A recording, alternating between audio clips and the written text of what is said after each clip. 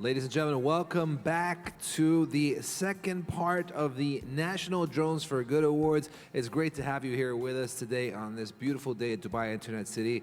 And we're just about ready to get started with our next team. So let's go ahead and invite IORT to set up. We're going to give them 2 minutes to set up their presentation for us over here.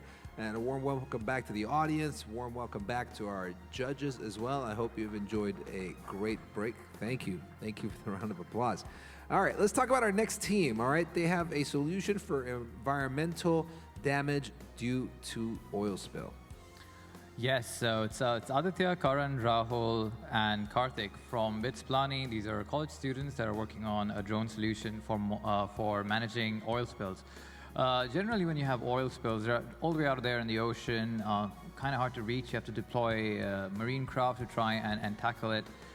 Drones, again, can be applied to that, and that's what their idea is about. They're going to be demonstrating the use of oil-absorbent chemicals, which they will be deploying using the drone. I also believe they have a small automated surface vehicle, a boat, which will also be part of that solution, and that's what they have in store for us today. Excellent. Just a reminder again that more than 1,017 submissions were received this year from 165 countries, focusing on the 9 major sectors. And this is for the AI and Robotics for Good Awards, as well as the Drones for Good Awards, down to the final 20 in each category. And that's 10 for each national and 10 for international of AI robotics, as well as Drones for Good. So we did mention this yesterday, and I'm reiterating today that it is very important that we acknowledge how hard it was for these guys to get here, and it's an accomplishment by itself, and we wish everybody the best of luck with the results later on too. All right, it's time for the next team to present. Please put your hands together for IORT.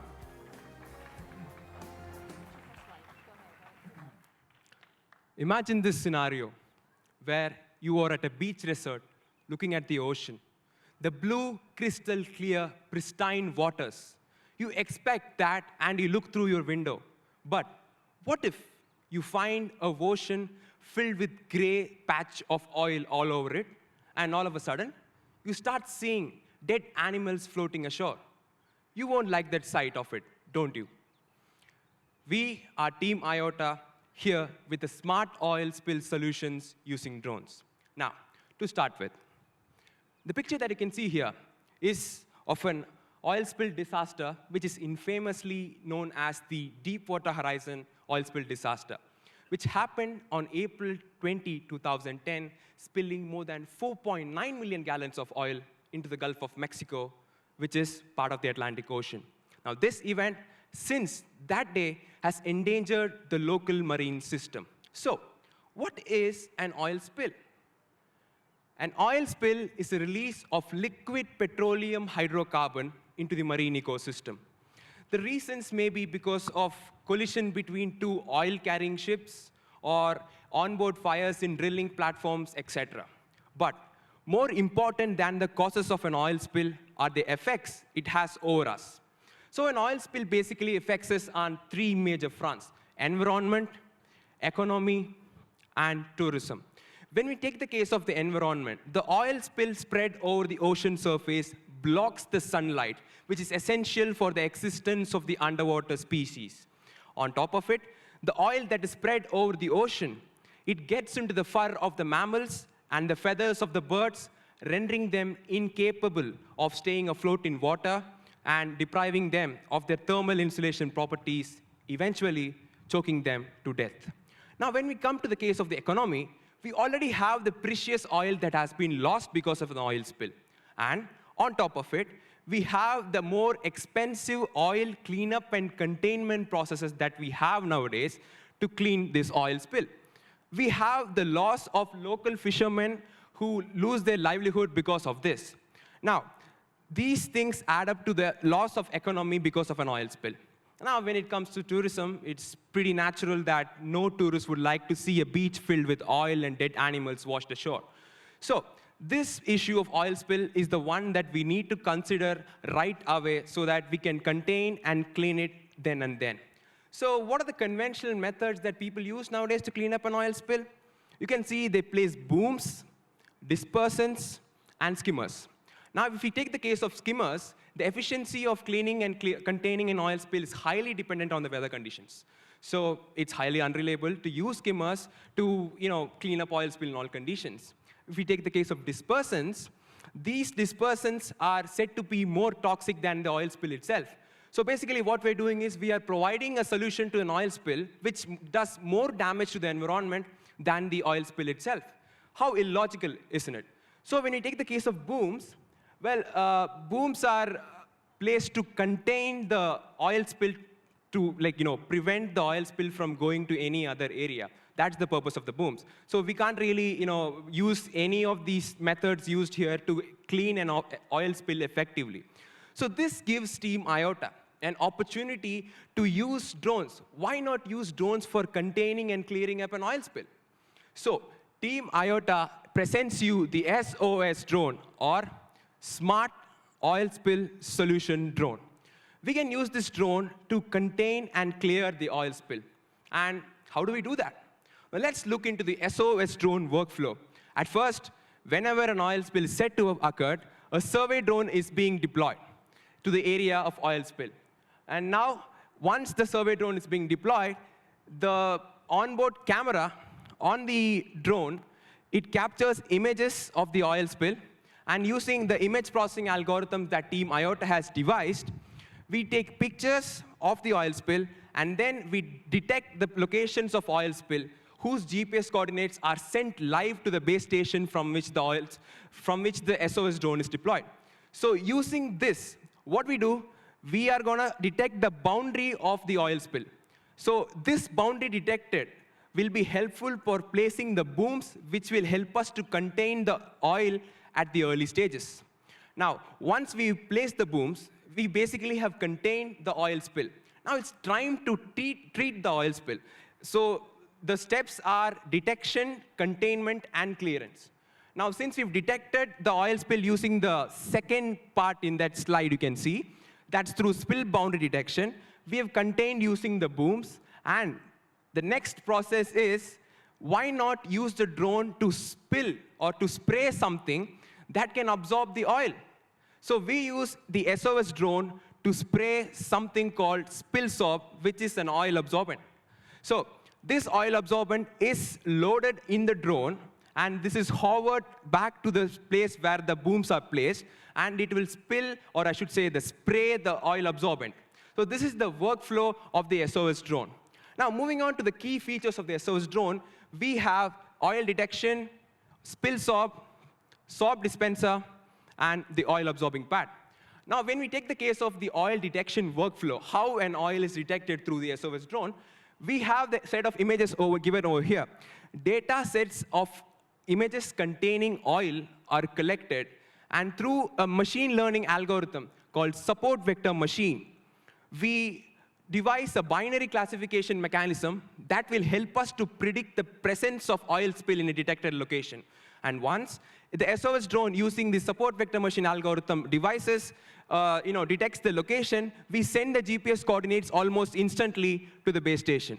Now, this GPS coordinate sent will be helpful for placing the booms. You can see in this slide that we have narrowed down the exact location of the oil spill using the SOS drone. And the detected boundary of oil spill will be covered using booms, and that is the base station from which the drone is deployed. So once the drone is deployed, we have the drone which has detected the locations, and then it's sent back to the base station. We place the booms which contain the oil spill. And the next process is the spraying spill soap in that location. So the next process is the use of spill soap. Now, the current solutions that we have for containing an oil spill are not so eco-friendly. Not so eco-friendly as in the use of dispersants is found to be 50% more toxic than the oil spill itself, as in the case of Deepwater Horizon that we just saw. So why not use a natural oil absorbent, which is 100% organic, 100% natural, and 100% non-toxic and non-leaching? So we decided to use this spill soap on the drone, which will be attached, and then we can deploy the drone to the oil spill location so that we can spray the spill soap and clear the oil spill. Now, we can't just load it and just send it. We need something, any sort of mechanism to deliver it. We need to spray the spill soap in such a way that we get minimal material loss of spill soap. So this spill soap is commercially available in the market, which is 100% natural and organic, as I said, so it does minimal damage to the environment. So this soap dispenser is exclusively designed by Team IORT that has been attached to the drone, and I believe there are some technical difficulties to just deploy the drone, but I'll just explain what are the essential features. So Team IORT has devised this soap dispenser, which is custom 3D printed, autonomous, lightweight, and durable, and it is easy to refill. You can see that this underneath of the soap dispenser, there are certain flaps, and there's a servo motor mechanism through which the soap is dispersed. So this is helpful for spraying the drone spill soap over the oil spill location, thus containing the oil spill. And one more point is to be noted is that 1 kg of spill soap can absorb up to 8 liters of oil, which is pretty impressive to its standards. And then here comes the next important mechanism that Team IORT has devised. If the cameras can pan over there, we have designed never done before oil absorbing pad, which has meshes of spill soap in it. And you can see over there that the area of oil spill, which you have narrowed down to that pool, that is being cleared upon by the oil absorbing pad. Now, why did we design this oil absorbing pad? We needed some sort of mechanism to basically assist the SOS drone in every possible way so that we reduce the time. And it is semi-autonomous, which can be navigated from the base station, which is pretty cool. And then, moving on, this is the set of features that we have of the SOS drone, which makes it outstanding solution, the best possible, cheap, efficient, and alternate solution to the current oil spill containment and cleanup processes. And finally, why SOS drone? Through SOS drone, we strike a balance between environment, economy, and efficiency. It's eco-friendly. There is less human intervention, meaning it's completely safe. There are less manpower requirement. We reduce the manpower. We reduce the effort. We save time. We make it more efficient. We basically save a lot of money. So these things make SOS drone a more outstanding drone or the current best possible choice. And this is not a commercially bought drone. This drone has been assembled by the team IORT of students of BITS Pilani, and then it's less than 3,000 dirhams. Provided it's flow right now, you could have seen the ideal demonstration, but I apologize for that. So what are the future prospects? What are we planning to do? We are planning to improve the scalability of operations, meaning we can use it for large-scale oil spills as well, but currently we have planned for only lower-scale oil spills. The next thing is versatility. Currently, we are doing this clearance of oil spill using the SOS drone only for oceans or any small-scale water bodies, but we are planning to improve it so that we can use it in land as well, because spill soap can absorb oil in any stage.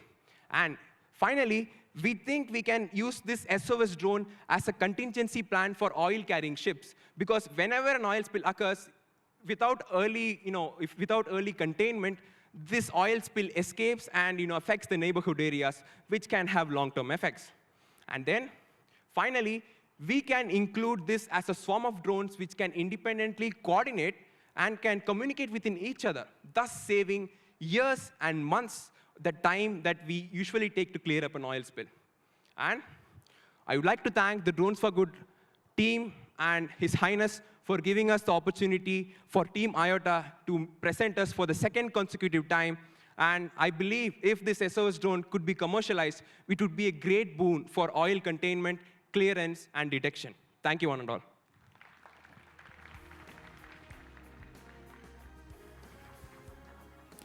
All right, that was IORT, our 7th team in the national category, with another great presentation for us here today. 2 more teams left to go, so we'd now like to invite on stage Finder Drone, our next competitor over here. And I guess the team with the most fans here today as well, Finder Drone. 2 minutes to set up for Finder Drone, and while they are setting up, Shaban's going to give us some information about our next team. So I was having a chat with one of the team members in Finder, David Lewis, and he was telling me that the origins of Finder actually go way, way back. It was initially commissioned by the Department of Homeland Security back in the USA after 9/11 to find human beings rescued in collapsed buildings. So that was the sort of the genesis of that project. And of course, the team over here have been working on it since then. What Finder is, it's one of the more technical payloads we have over here. They're using S-band radar to try and find people that have been trapped under rubble in a humanitarian crisis like an earthquake. And the reason for that is traditionally rescue teams use dogs, and dogs don't necessarily are able to target live human beings. Sometimes they are targeting a corpse, and people could spend hours digging and then eventually find someone who's already passed on. In this case, you'd be able to find a live human being because their radar system is specifically tuned to the breathing and the heartbeat patterns of a human being. And that allows them to zero in on where a person is trapped in and then mark that out for rescue teams to go on and complete the operation. All right, great. So Finder Drone up next, followed by our last team, which is our 9th team. East Hawk will be following this current team who's on stage setting up right now. They seem to have a lot of props over there, so it should be something interesting to look forward to. That coupled with the fact that they have a lot of fans or supporters over here, it always helps. It always helps to have supporters over here. Now, if you are supporting your team, let me give you a little bit of advice that I've been giving everyone. We have the People's Choice Awards, which means that you can go and vote for your favorite team 30 minutes after they have finished performing. You log on to a4g.ae and give them a little vote over there. All right, I think we're ready to go. Please put your hands together for Finder Drone.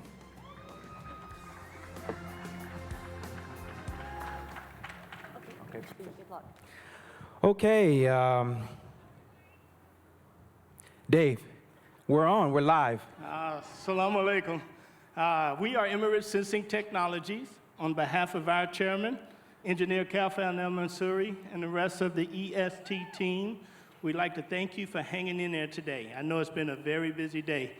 We'd also like to thank His Highness for the patronage for this particular event and having that forward-thinking mentality. You're going to see a little later on in the presentation why we think it's important that you not only develop technology for today, but also for tomorrow. But don't let me get ahead of myself. Sean, why are we here?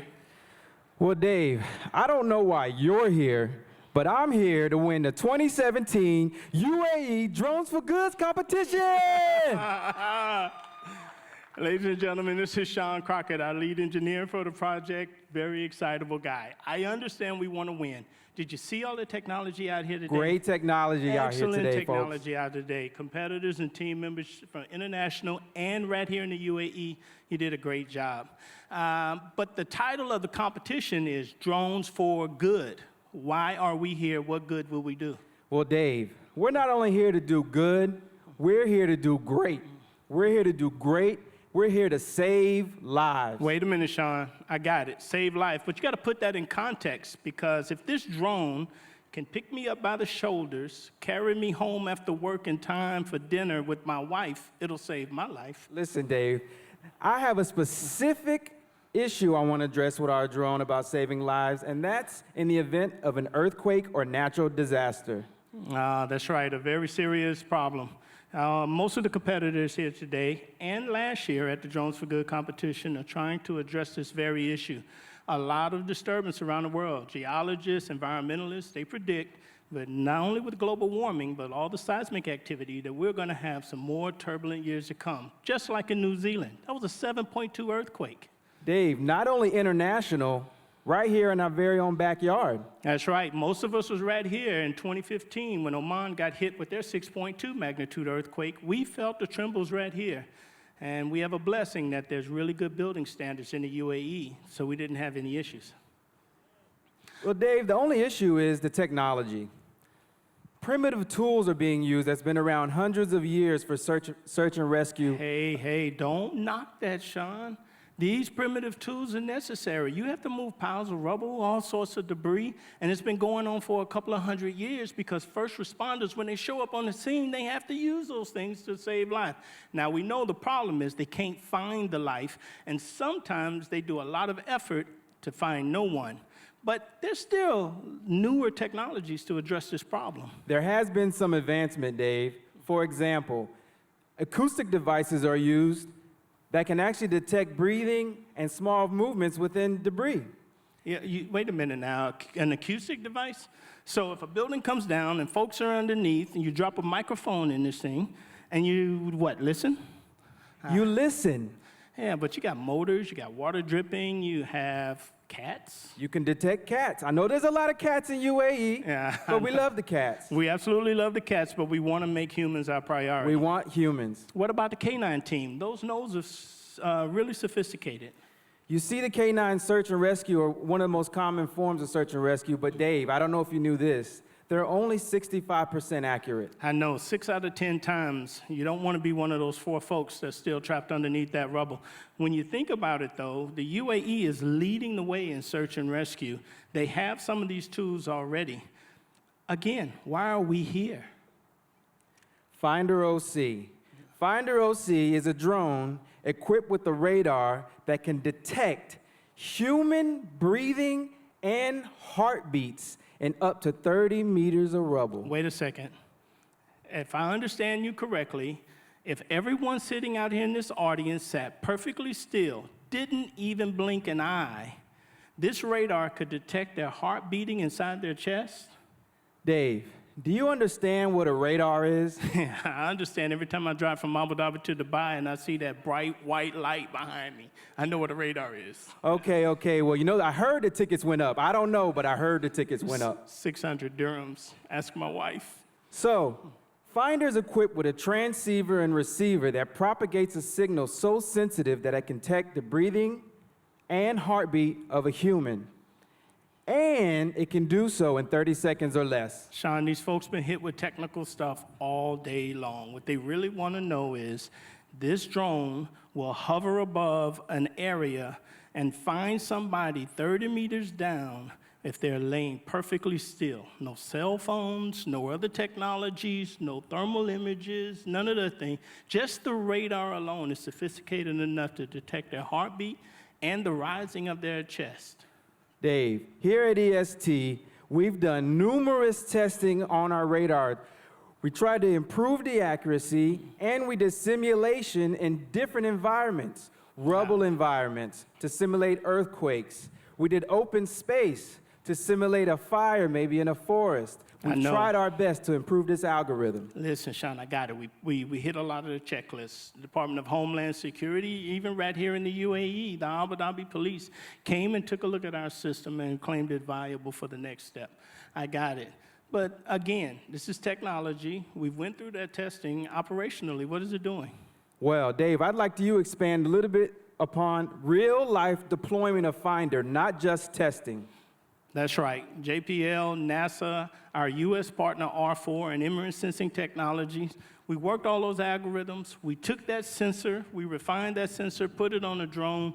Nepal, Ecuador, Japan, Italy deployed. I'm not sure if you recognize the picture right there, but that's us in Italy with the chairman, Kalfan al-Mansouri, with Finder Technology. That's right. Way to go, sir. And the Abu Dhabi police, when they came to check out the system, one of the things that they really appreciated was how simple the technology was. You scan, you look for a heartbeat, it detects a body, and you're good to go. Well, Dave, we've talked about the technology, we've talked about the testing, we've talked about the real-life situations. I think the audience deserves a demonstration. Wait. I said to the good folks before we started that I was going to tell them what the next step was. This drone is ready to deploy today. If there was an incident in Dubai, we would leave this stage and we'd go out and find heartbeats. But I want to tell them what's coming next. Okay. Just give me 2 minutes. Okay, we're going to do it. We're going to set up the demonstration, folks. Okay. What you're going to see here is our elite aircraft engineer, Rijo Alex. He's going to take the drone up. We're going to hover over the rubble pile. Behind you, you're going to see the user interface, and you'll be able to see the actual heart rate of Shri, who's be laying down underneath the rubble. So we got Rijo standing and Shri laying down. That's correct. That's exactly what they do at work. Pretty much the same thing they do at work. Okay. Yeah, that's All right. Got it. So without further ado, Rijo, please take the drone up.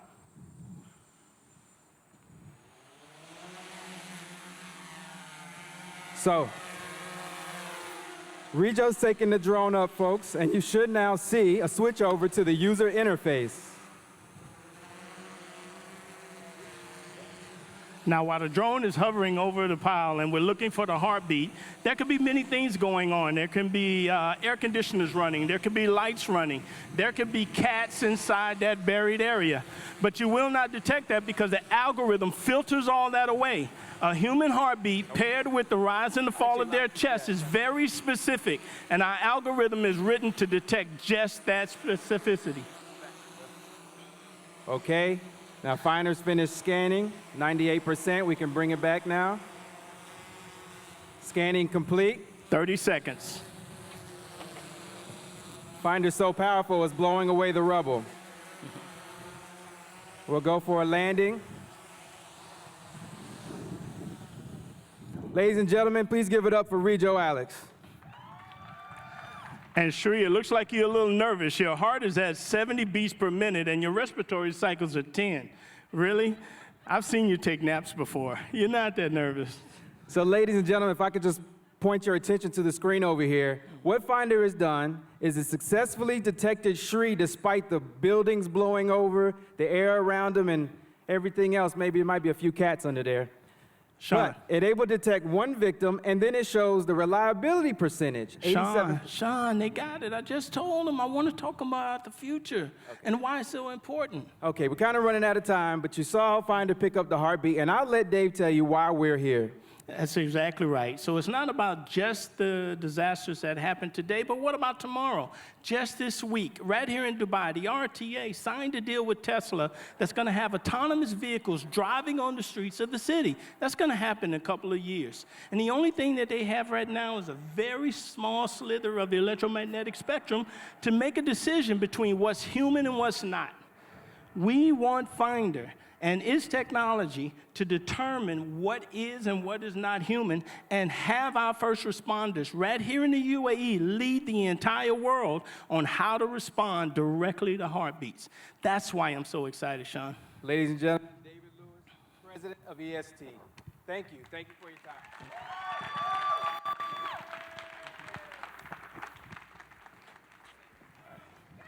Thank you.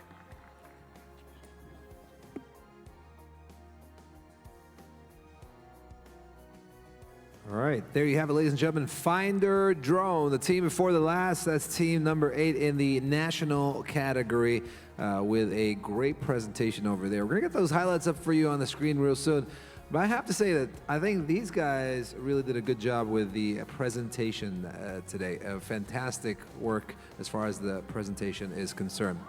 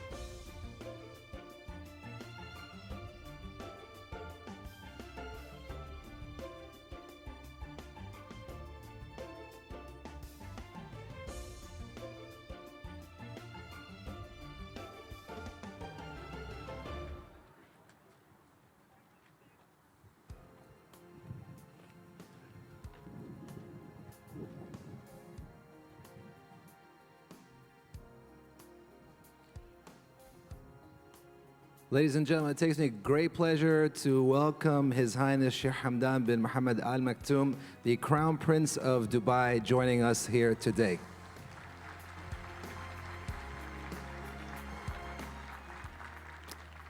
It is the UAE Drones for Good Awards, and we have one more team left to go in our national category. So please put your hands together for our last team presenting here today. It's East Hawk up next on stage.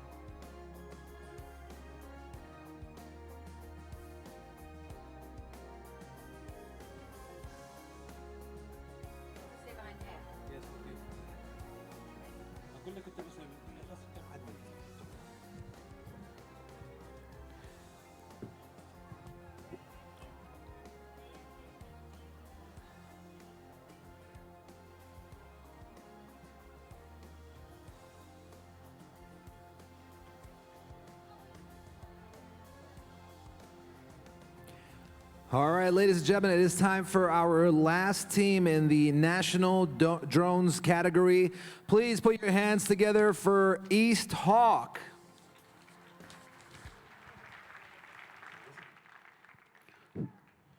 Your Highness, Your Excellencies, ladies and gentlemen, welcome. We are East Hawk Team, a collaboration between Khalifa University in Abu Dhabi and GIST from South Korea.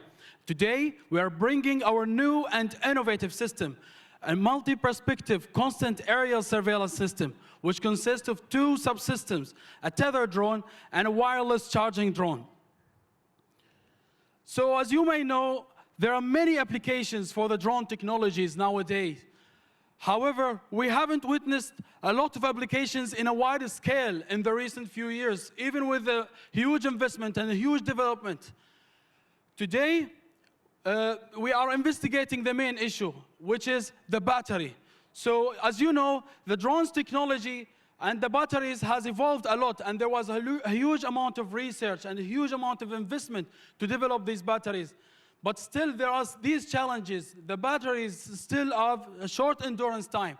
You can run them for a short time, and also when you need to recharge these batteries, you will have to take a long time to recharge these batteries.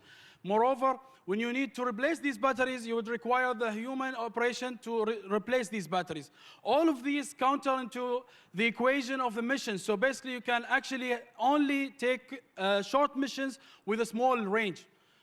But it's still a challenge worldwide to actually resolve this issue. And this is why we don't see the drones now flying next to us, applying all the applications that we have witnessed on the last slide.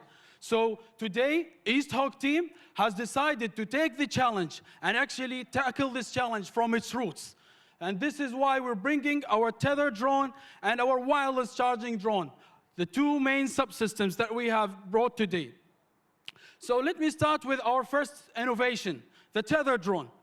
As you know, the tethered drone is a drone that can fly on the sky connected with a cable. So by connecting this cable to the drone, we are able to transmit enough power to power this drone in the sky.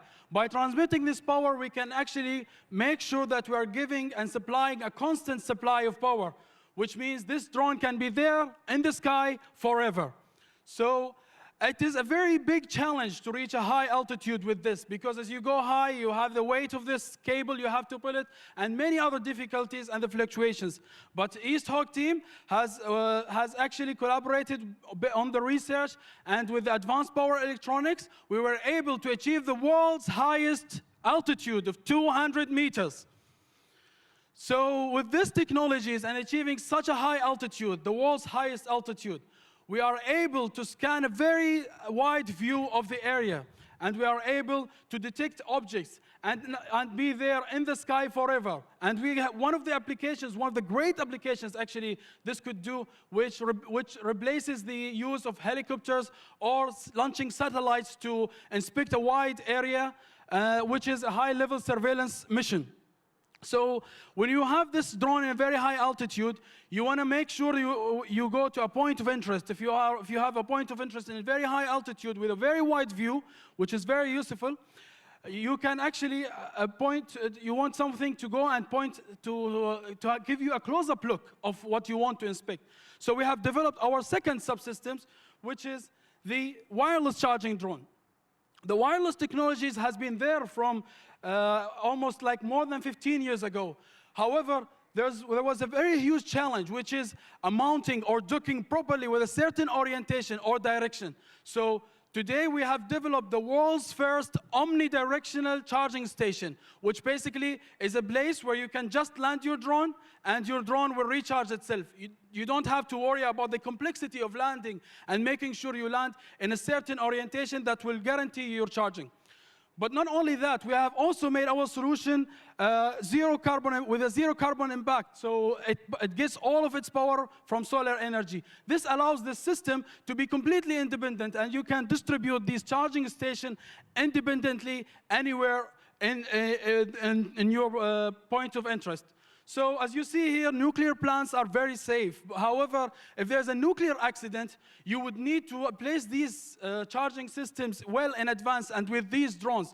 With that, you can guarantee a consistent scan of the area. And also, you don't have to actually access these environments because, as you know, in nuclear accidents, it's a very harsh environment to reach there. And you don't want to push someone there and sacrifice their lives to do these missions. You can have a live feed of all of that. To bring all of these novel designs, the two novel designs that we have came up with, and to challenge this big problem, we have prepared this small video, and we're going to show you here.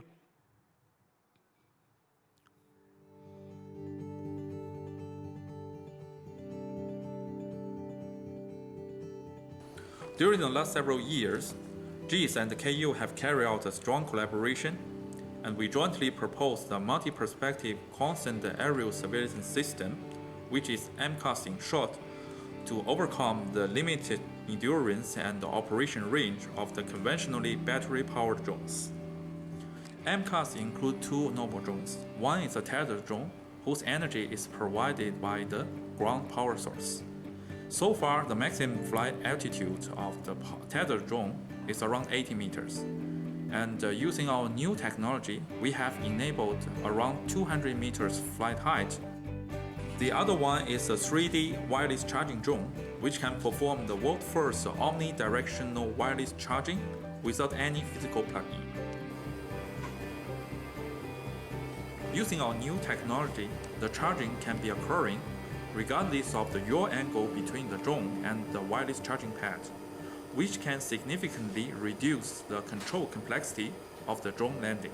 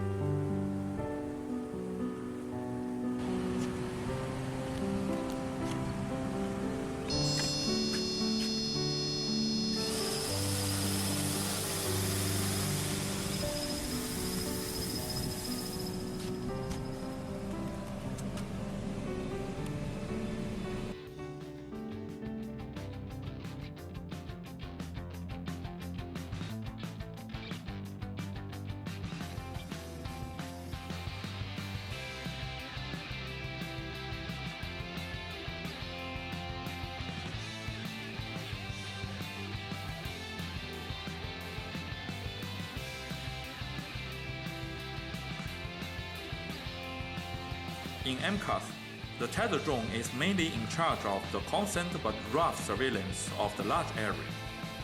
When the target is detected, the wireless charging drone, which is ready on the wireless charging pad, will be quickly deployed to the spot to do the close-up surveillance.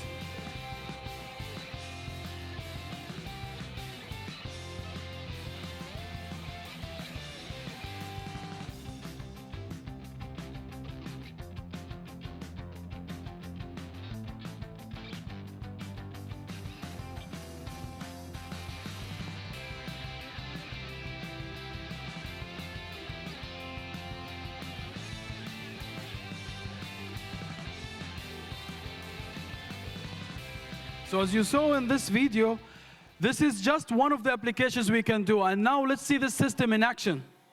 Now, as you see on the screen, this tether drone is flying, and some of you might not be able to notice this very short cable that's connected below the drone. And this cable is actually transmitting the power, enough power for this drone to recharge itself. I would ask the camera person to point here, the front view of this drone, so that we can see the blinking view from this side. We can see the blinking view of this drone. So actually, that means the drone is actually recharging itself. If we could see from a front view, please. We can see that the drone is recharging itself while it's flying. So by that, you have actually consistent power, and actually you can fly that drone and you can have an eye in the sky forever. So as you see now, the drone is landing.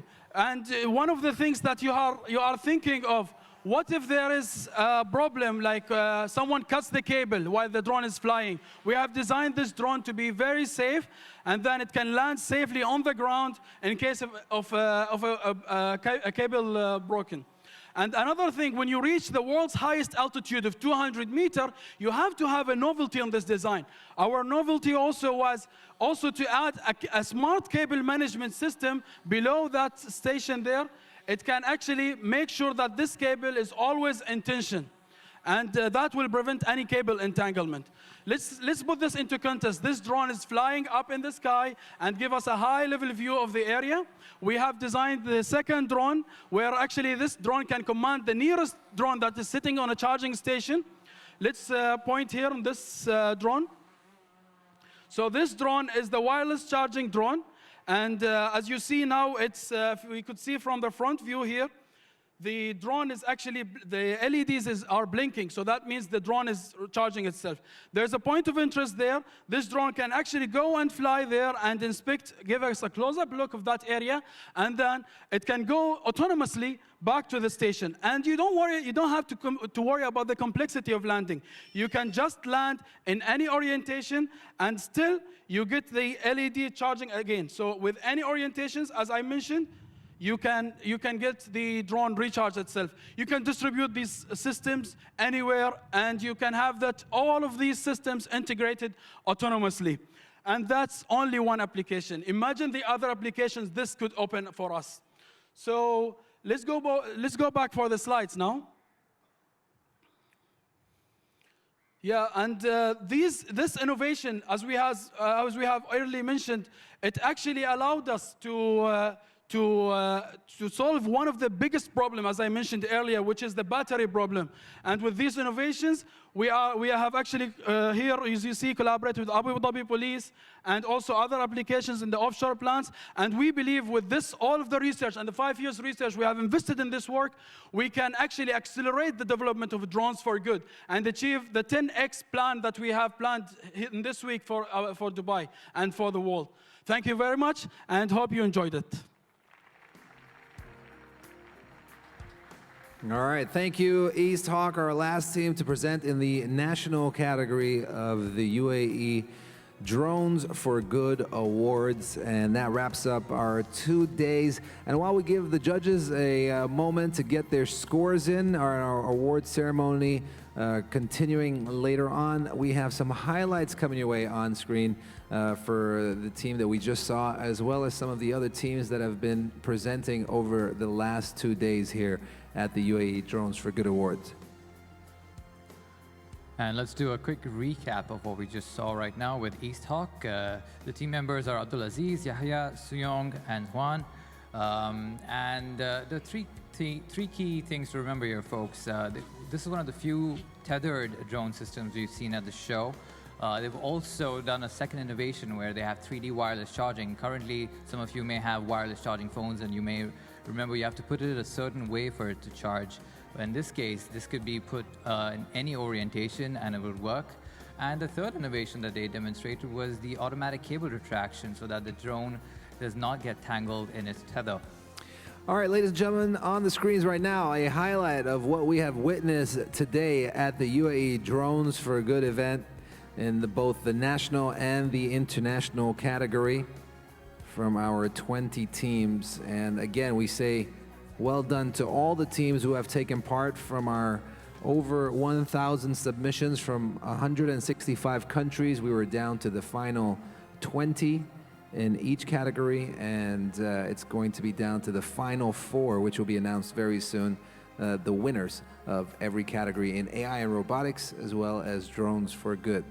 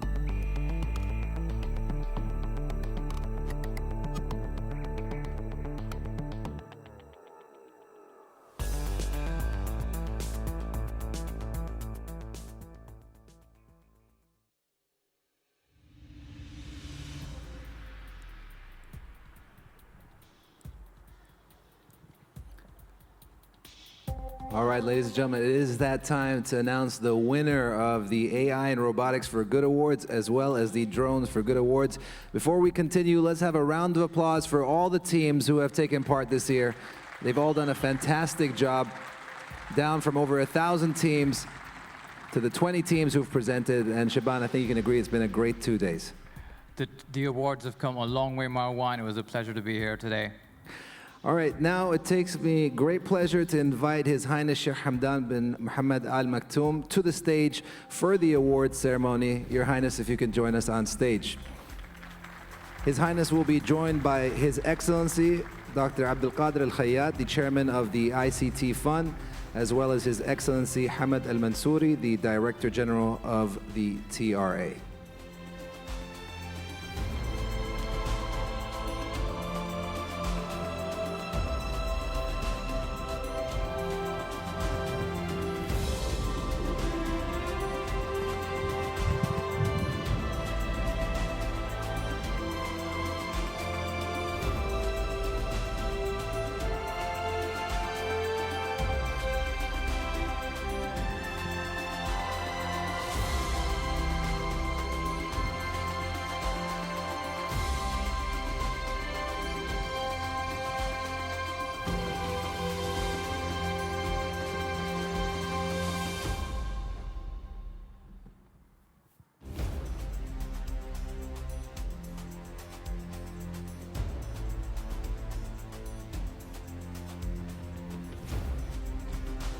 All right, ladies and gentlemen, we are ready to announce the winners. Are you ready?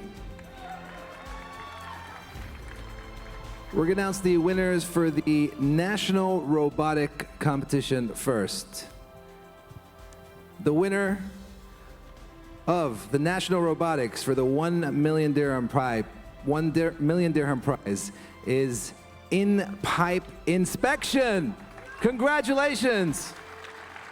Please make your way to the stage. Very well deserved. And once again, the national competition winner receives not only the title of the best presentation, but also the 1 million dirham prize as well.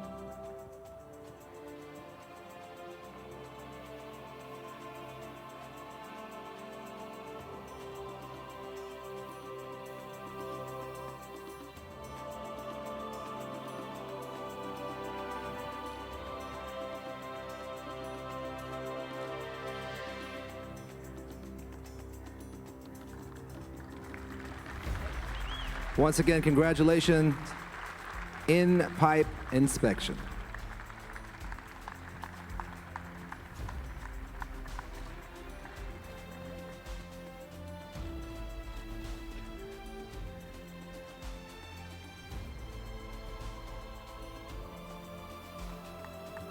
All right, congratulations and thank you, In-Pipe Inspection. Our next award is for the winner of the National Drone Competition, which we've just witnessed recently.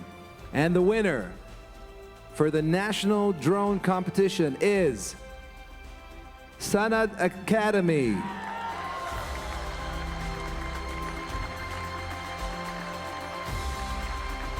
Well done and congratulations to Sanad.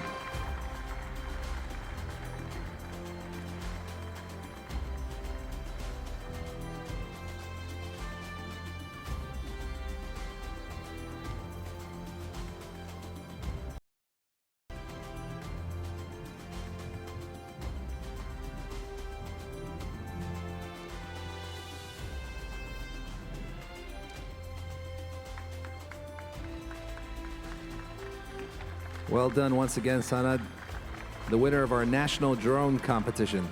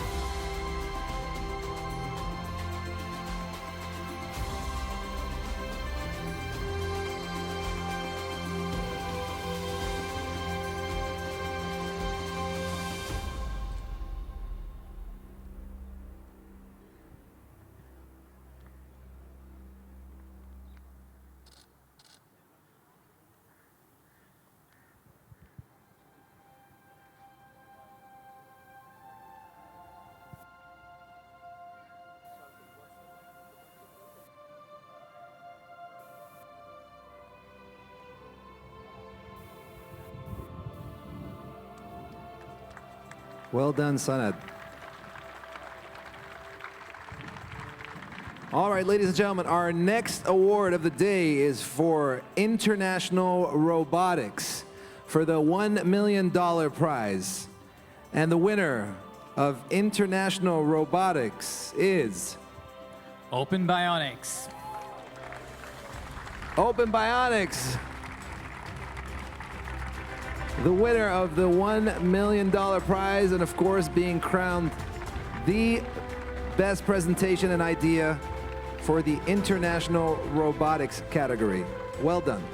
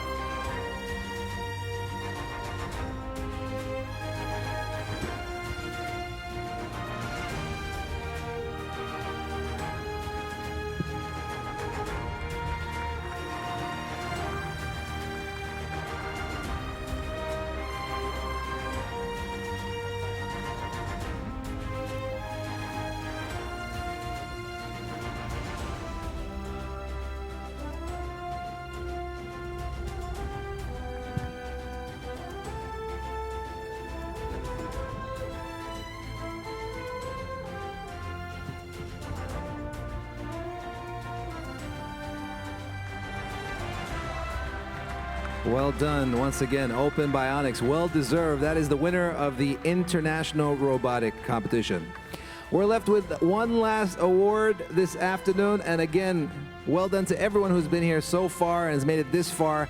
The winner of the International Drone Competition is what's left, and the winner of the International Drone Competition today is Nokia Saving Lives.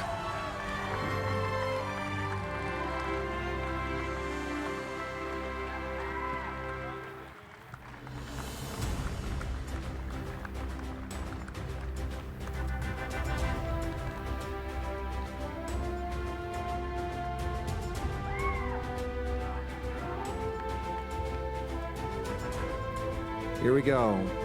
Nokia Saving Lives, the winner of the International Drone for Good Awards and the winner of the $1 million prize as well.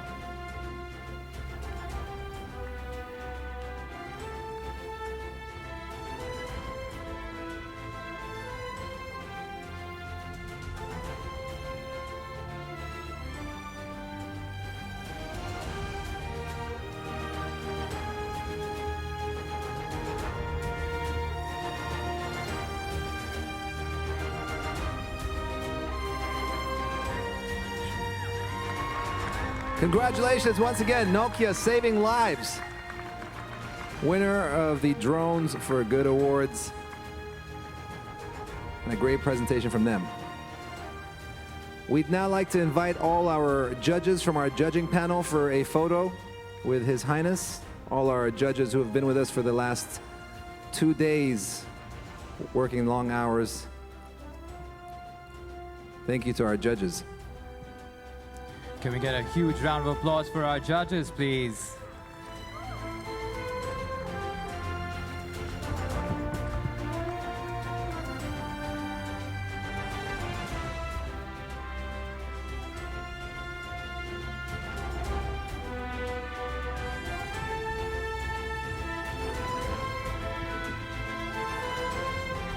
Once again, thank you to our judges. Thank you to all the teams. A round of applause for everyone. And also thank you, Your Highness, for joining us today.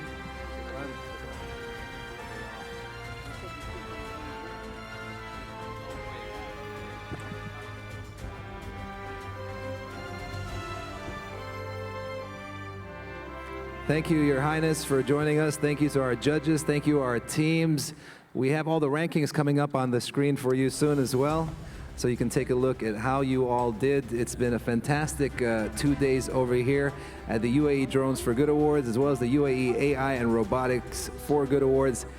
And I hope this inspires some of our audience members as well to take an initiative and maybe present an idea of their own next year. And we hope to see more and more of you here on the stage in the years to come.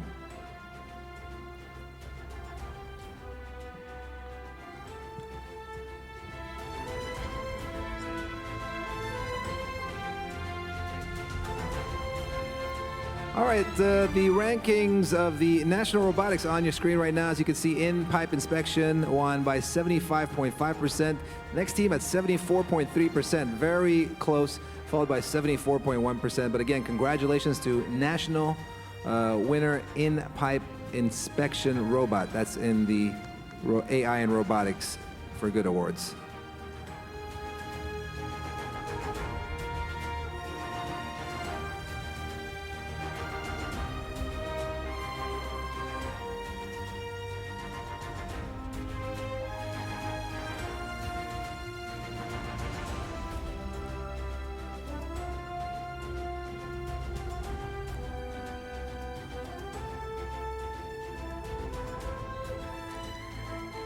And for international robotics, we have Open Bionics with an 89.0% score. 89% for Open Bionics. You can see another close one over here with the second team, Marcy Bionics, at 87.4%. Very, very close, just 2% apart between those two teams. Yes, and for those of the audience that were not here yesterday, Open Bionics have an open source 3D printable bionic arm. And that was their project that they won the award for.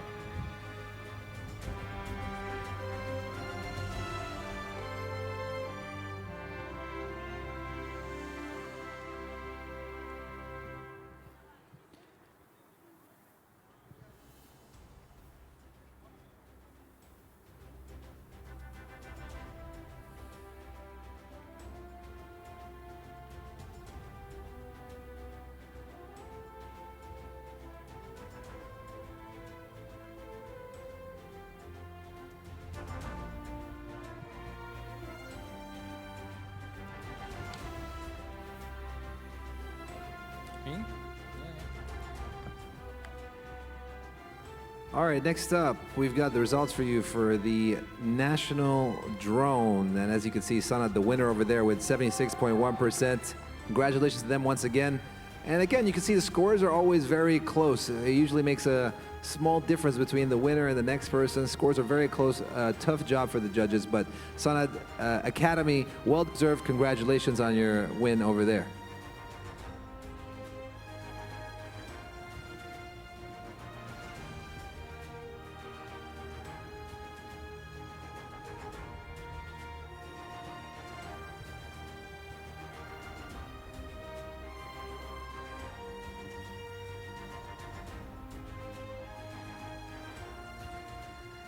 And finally, we have international drones with Nokia saving lives at 80.8%, 80.8%, just shy from biocarbon engineering at 79.7%. That's literally less than 1%. Hard luck for the rest of the teams, but again, a well-deserved for Nokia saving lives. Thank you to all the team once again. A round of applause for yourself is well-deserved for sure. You've done a great job over the last 2 days. And we'd like to thank you all for being here with us at the UAE Drones for Good Awards and the UAE AI and Robotics for Good Awards. And we hope to see you all next year. From myself and my partner over the last 2 days, Shaban, it's been a pleasure once again. Likewise, Marwan. Let's also get a huge round of applause for all the production crew that have been working with us for the last week, working with the teams and with the audience backstage. All right, thank you very much. See you next year, everybody. Thank you.